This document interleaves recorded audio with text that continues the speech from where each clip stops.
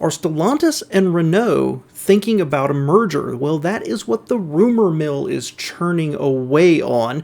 And I've got some thoughts on it because the backstory behind this is really freaking cool. Welcome back to All Cars, my friends. If you're new here, my name is John, and I get into this kind of stuff because there's a rumor that Stellantis might be looking at Renault as a merger partner.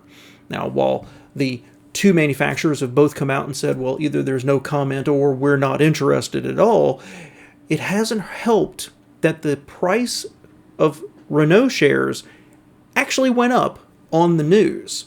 So where does this all start from? Well, Automotive News had an article this morning. Stellantis denies speculation of a merger plan with Renault.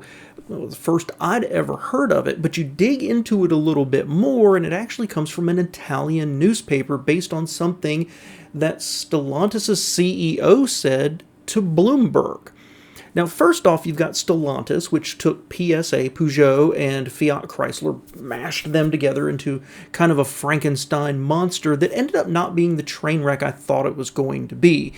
Peugeot is a much better partner for Chrysler than Fiat ever was, because at least they have bigger platforms and are not mostly city cars that could be used to bring new product here to America. And while it's been very slow and they've been slow walking it, at least the integration seems to have gone pretty smoothly. Renault, on the other hand, is a much smaller company. Their cap value is only about 1/8, I think, of what Stellantis' is, and they've had a really rough time recently. As a matter of fact, they pulled out of Russia, which was their second largest market after Russia invaded the Ukraine. They also tried to spin off a electric vehicle and software company, but that IPO has now had to have been canceled because of economic conditions. And after the pandemic over there, they had to receive something like a $5.5 billion loan to stabilize the company. I don't think the merger will ever come to pass between these two, but it's fascinating to look at the personalities behind it as well as why it is even being considered. So Carlos Tavares is the CEO of Stellantis, and he did an interview with Bloomberg where he says that the rush to affordable EVs will end in disaster. I believe he actually used the word bloodbath in this. And as part of the interview, he says basically manufacturers who cannot produce cost-effective battery electric vehicles will find themselves in an existential problem, that the Chinese companies that are coming, the bigger companies and the better companies that are coming specifically to Western Europe, can sell EVs for the price of an internal combustion engine car. And because this is going to force a consolidation or force manufacturers in Europe to become much, much more cost-effective, and that the weaker companies are going to be vulnerable. And so he was asked whether Renault should be considered vulnerable. And his quote here was, "The lack of adequate size is always a problem. It is also a question of strategy. I respect Renault's courage to do something very different." And so apparently he's received some criticism for actually looking at Renault and what they're doing and how they were trying to spin off a separate company, whereas Stellantis, they're integrating it in with their other brands. He defended himself in other interviews, but I like this quote here. "Let's put the church back at the center of the village. We have a turnover 4 times greater than that of Renault and profitability 12 times greater.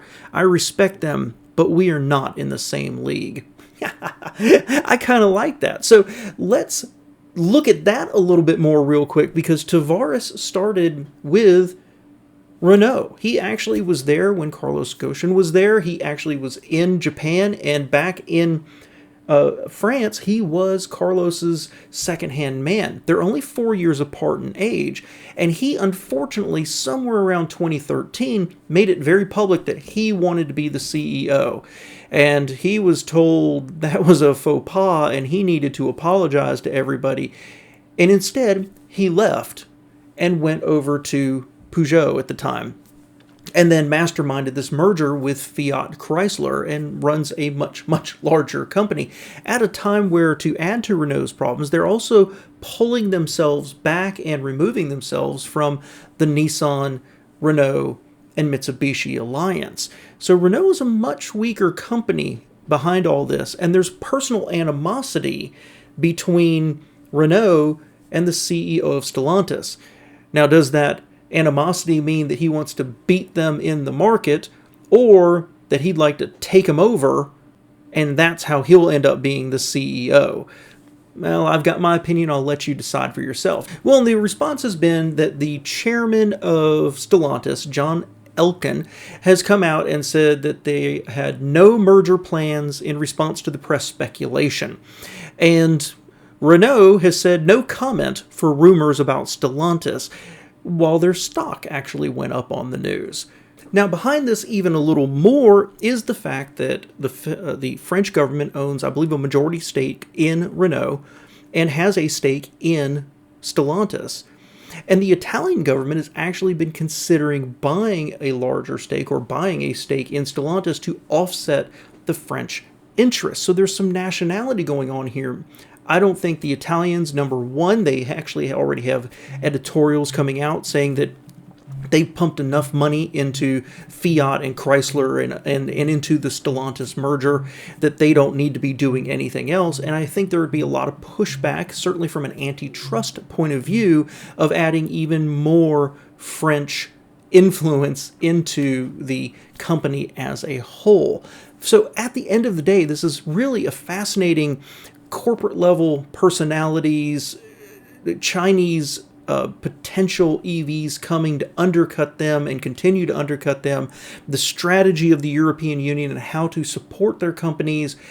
And in all of this, Stellantis actually talks about their profitability and the headwinds they are facing, which include lower, slower adoption of EVs and higher wages over there in France, as well as referencing the UAW contract that was recently passed, pushing up everybody's wages over there as well. So it all boils down to this fascinating cauldron of what the heck's going on. But I don't think it'll ever come to pass. I think Renault will end up merging with someone, but I don't think it'll be Stellantis.